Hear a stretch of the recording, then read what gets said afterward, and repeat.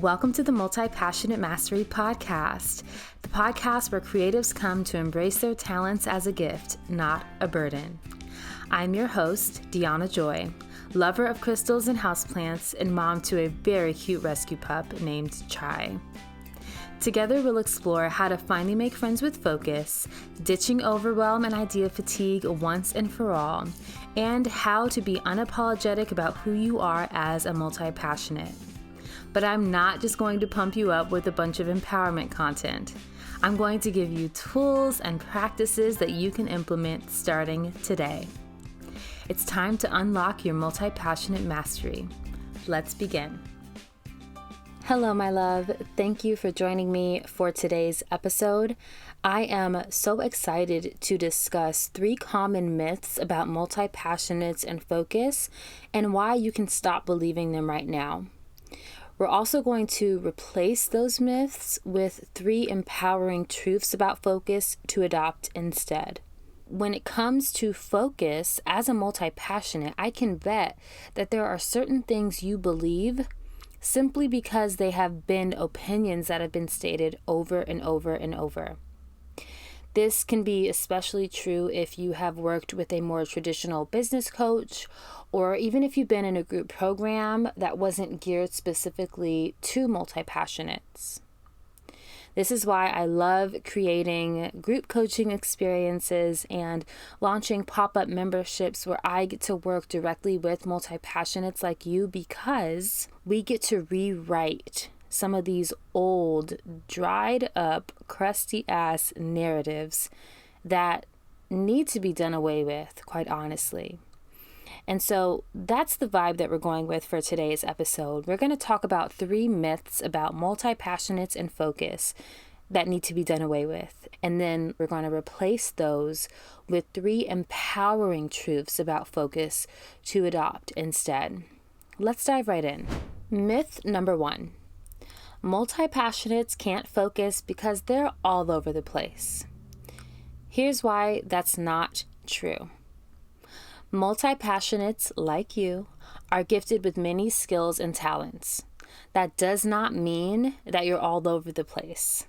Being all over the place is something that people who don't understand you as a multi-passionate will project onto you so that they can stay comfortable instead of getting to know who you are.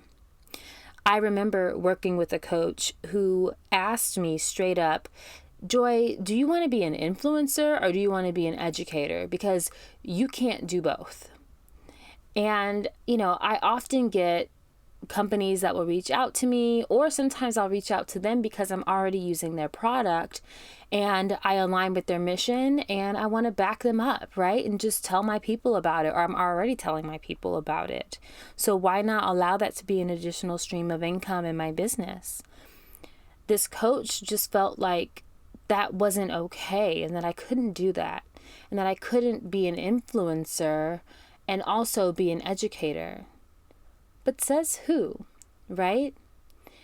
Now that I look back on that advice, which, by the way, I completely ignored, but now that I look back on that, I realize they did not believe that they could be both an influencer and an educator. And therefore, their projection onto me was that as a multi-passionate, I'm a little all over the place and I can't do both and I need to choose. So that was a projection. And that's what tends to happen when someone doesn't understand you.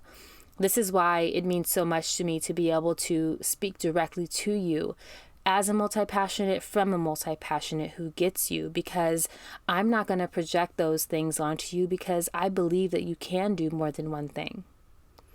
So that's the first reason why it's not true. Typically, when someone says, as a multi-passionate, you can't focus because you're all over the place, that whole all over the place thing is a really, really easy cop-out for just not making an effort to even try to get to know who you are as a person. The second reason that's not true is that lack of focus is usually a byproduct of lack of clarity. Anyone can experience lack of clarity. That's not exclusive to multi-passionates. So if you feel like you're all over the place, don't make your multi-passionate nature the scapegoat for that. Instead, put your efforts towards implementing simple processes that can create more clarity. My favorite way to get out of that all over the place feeling is to have an intensive focus session. And we'll be talking about intensive focus in the next episode. But if you're ready to dive in right now, my ebook, Finally Focused, is available for you, and I will link to that in the show notes. So having some time set aside on my calendar where I know I'm going to be able to look at my projects and tap into my bigger vision and make sure that my priorities are aligned with my commitments, that's how I curb that all over the place feeling.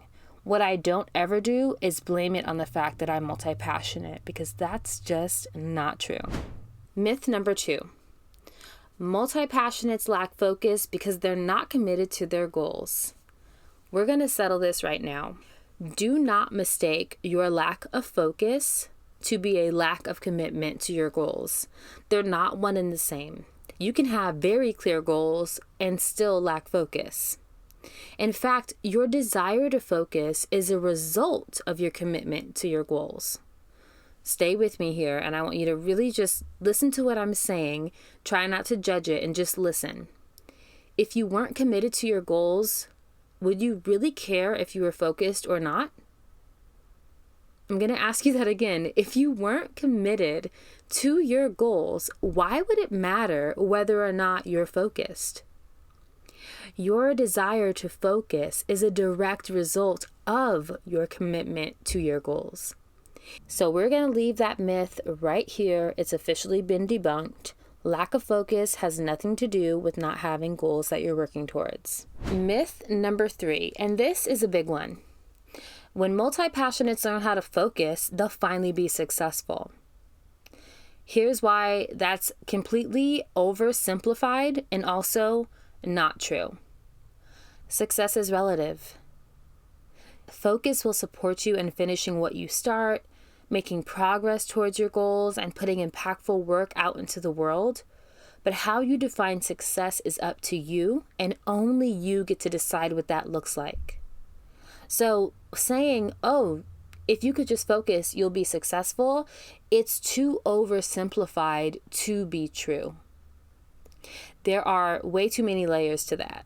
So let's just leave that myth here right now.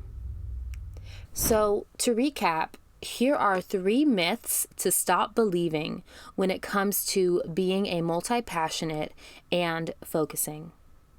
Myth number 1, multi-passionates can't focus because they're all over the place. Wrong. Feeling all over the place can happen to anyone, not just multi-passionates. Okay, so no, just no. Myth number 2. Multi-passionates lack focus because they're not committed to their goals. Completely false.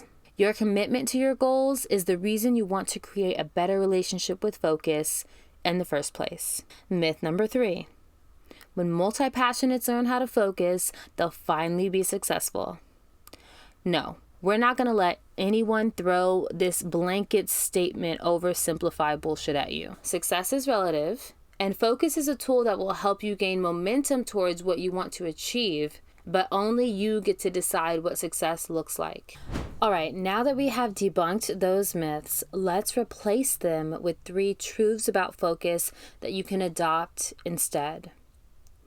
The first truth is that focus is a tool that will help you gain momentum and work towards your goals, whether they're big or small in nature. Let me repeat that again. Focus is a tool that will help you gain momentum and work towards your goals. That's a truth that you can adopt. Number 2, there's no right or wrong way to focus. And I know that's kind of controversial, but I stand behind that statement. The right way to focus is the way that helps you gain momentum toward your goals, period. So for some of us, that's going to look like grinding it out and staying up late. For others, it's going to look like dedicating 1 solid hour a day. We don't know what that means or what that looks like until we begin to experiment with the different types of focus, which we'll get into in future episodes. The third truth is that there's more than one type of focus and there's more than one way to focus. If you don't believe me, click the link in our show notes and go take the free Creative Focus Style quiz. This is a quiz that I designed to help you see what your unique approach to focus is and to help you begin to look at focus as more than just this thing that you either can or can't do. There are so many nuances to how we engage with focus, especially as multi-passionates. And this quiz is going to reveal so much about your unique style, and it'll also talk about some of the challenges and hangups that you may be facing. That is it for the 3 truths. I'm going to repeat them really quickly. Remember these 3 things. Number 1, focus is a tool that will help you gain momentum and work toward your goals. Number 2, there's no right or wrong way to focus as long as it's working for you. Number 3, there's more than one type of focus and more than one way to focus. And don't forget to tap the link in the show notes and take the focus style quiz. All right, my beautiful multi-passionate friend, that's it for this episode. I cannot wait to see you in our next episode because we are going to dive into my 3-part focus framework, starting with intensive focus and why you need it as a multi-passionate. I'll see you in the next episode. Thank you for tuning in to the Multi-Passionate Mastery Podcast. If you received anything valuable, send it to a friend. I know you've got some creative people in your life who need to hear this. Also, please take a moment to pop over to iTunes and leave a review. Even sharing one sentence about how you feel about this podcast can help us reach the hearts and ears of more multi-passionates. If you're not exactly sure how to leave a review, I've left some instructions for you down in the show notes. Thanks again, and I'll see you in the next episode.